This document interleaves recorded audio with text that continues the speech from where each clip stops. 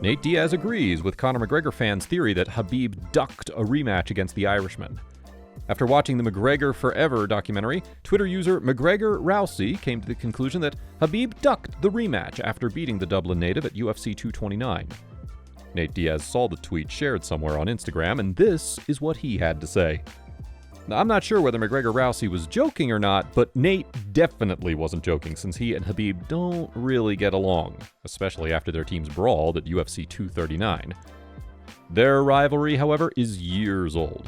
According to Khabib, Diaz was offered a fight with him on a number of occasions and he turned it down every single time. I don't understand. I asked 3 times UFC asked me fight versus Nate Diaz.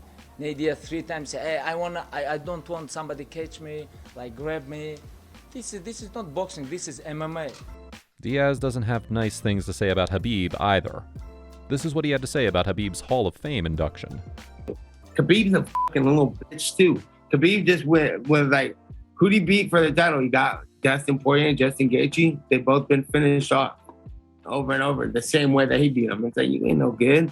You were a scared fighter, scared of fighting the whole time, and now you're in the Hall of Fame with him. I was here before the Hall of Fame even showed up, actually. He's a donkey. The guy's a donkey, yeah, do you reckon? Conor McGregor simply refuses to call Jake Paul by his name, as he thinks donkey suits him better. During a recent interview with Ariel Helwani, McGregor was asked about the upcoming boxing match between Nate Diaz and Jake Paul, and he said he's fancying Diaz. No, I fancy him for it, to be honest. I fancy a man's a bit windy. The other cat's a bit windy. Yeah. You know, so, but he's a donkey. The guy's a donkey, yeah, do you reckon? Yeah. But a donkey has a kick as well. So you just got to be worried of that. So, but I just think, Nate weather and that'll come and be careful and I'll be in his face and I just think it's really Nate, you know, really Nate. Now, Conor McGregor isn't someone you could easily impress. He's a hard man to please, and an even tougher cookie to get a compliment from. But when it comes to the Diaz brothers, it's a different story. Yeah, it's competitive, but it's always been respect. It's always been respect. How could you not respect the Diaz brothers and their resume in the fight game? Real fighters. What's his promotion? Real Fighting Inc. or something like that. Fair play to him. You know, great fighter. I've spent, how many minutes in the octagon have I spent? I'm almost looking at over a half an hour, 40 minutes. 40 minutes inside the cage with the lad. There's always going to be respect off of that. And, you know, he gave me the rematch instant. That's commendable. That's real warrior stuff. So, yeah, for sure. I was happy to see that respect, you know. Between February of 2019 and January of 2022, which is 3 years, he fought 5 times. Now, he hasn't fought in 18 months because he's coming off ACL surgery and was a free agent and had to deal with all that. So to frame that he hasn't fought, he fights once every year, this and that, is a bullshit way of framing all of this. Could you imagine saying that guy doesn't want to take risks? Like, literally, that guy put his life on the line multiple times, was put in detention centers multiple times, had to jump off rafts, had to swim, had to do all this stuff, had to live homeless. That guy doesn't want to take risks? Like, what are we talking about now? This has become so ridiculous.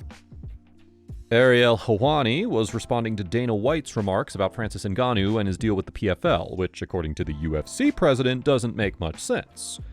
More so, Dana White thinks Ngannou parted ways with the UFC because he didn't want to take any risks. He obviously didn't want to take a chance against John Jones. And after we saw what happened with Cyril Gane, you know, I don't blame him. I think the outcome would have been exactly the same. And I'm sure most of you do, and I'm sure Francis does too. You know, and the media makes it sound like that I'm saying that he's afraid of him. I don't think that he's afraid of anybody. It's just the fact that he doesn't want to take any risk. Now, despite the chatter about a potential blockbuster fight between John Jones and Francis Ngannou, Henry Cejudo believes it's not that important. According to Cejudo, who has spent quite a lot of time with Jones in training during the last couple of years, the Ngannou fight is not as important to Jones as a fight against Stipe Miocic. Jones will still be the greatest of all time without ever facing Ngannou, says Triple C. Getting a chance to know John, I don't think John really cares. I don't think John needs a guy like Francis Ngannou to be able to say that he is, you know, the greatest of all time. And in reality, John doesn't need any of those guys, you know. But the guy that he probably does want to be, and he does want to be the greatest heavyweight of all time, his name is Stipe Miocic. What do you make of Ariel Helwani's comments? Belal Muhammad is saying that Colby Covington is doing interview after interview to keep a hold of his #1 contender spot because he doesn't really deserve it on merit. Quote, I think Colby's nervous. He saw me win this fight against Gilbert Burns at UFC 288, and he's like, oh crap, maybe I'm losing my shot. Maybe Dana White will change his mind, or something like that, especially if Leon wants to fight in Abu Dhabi. Colby actually has been pretty busy lately, giving interviews to various MMA media outlets. And he most recently had to go at ex-UFC fighters who are now bare-knuckle boxers. Colby has zero interest in them.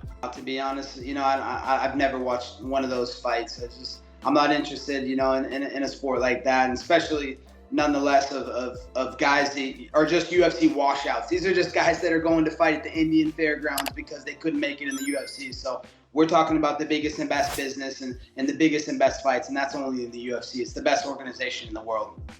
Belal Muhammad thinks Covington is talking a lot to stay relevant and keep a hold of his title shot because statistically he doesn't deserve it, especially when Belal himself is on an impressive winning streak. Quote, I think he sees that I just won this fight, and the world sees I'm on a 10-fight winning streak. Took a fight on 3 weeks' notice, went out there and beat the #5 fighter in the world. Colby's last win was against the #12 in the world, and he couldn't finish him, and he almost got knocked out. So now he's like, well, let me do 10 interviews in a row real quick and try to get some headlines. He's getting a little bit desperate, and that's what I like. I like that little fear in him. Do you agree with Belal Muhammad? Give us your thoughts in the comment section below. To stay up to date with the latest happenings in mixed martial arts, please subscribe to our channel and make sure to turn on those notifications so that we can keep bringing you stories like the ones you just watched. Thanks a lot for watching, and we'll see you in the next one.